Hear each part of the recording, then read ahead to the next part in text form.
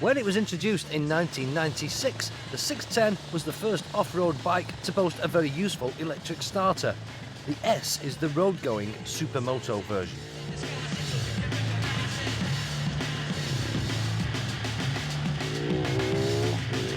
That name Husqvarna may well be a Swedish name, but these bikes are actually now part of the MV Agusta group, which also owns Cagiva. And yes, you've guessed it, these bikes are actually made in Italy.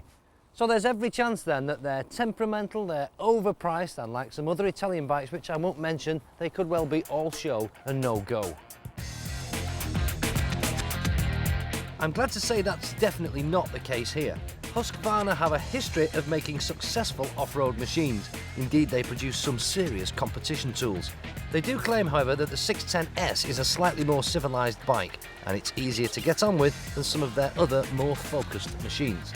That said, I have managed to crash this once already today while playing around on some private land, and the only damage sustained was to the left-hand foot peg. You couldn't do that with a sports bike.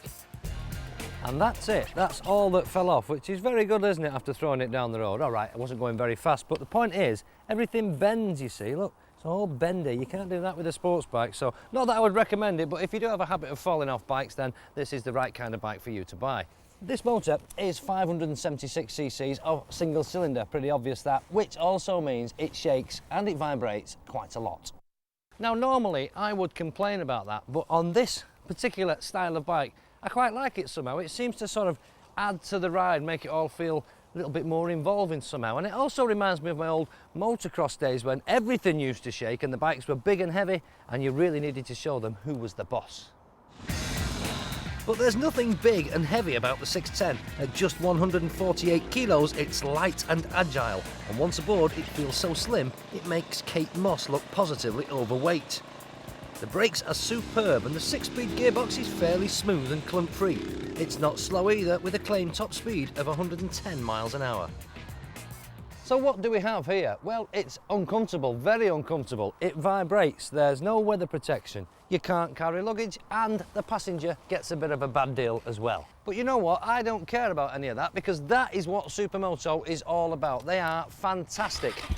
I reckon you could have more fun in one day of riding this than you could in a whole week of riding just about any other type of bike.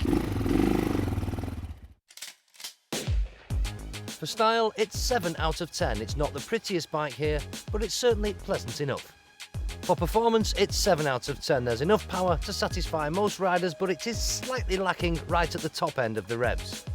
For practicality, 6 out of 10. It's uncomfortable, but show me a Supermoto that isn't. And for value, 6 out of 10. It's over £5,500 and you could actually get a lot more motorcycle for your money.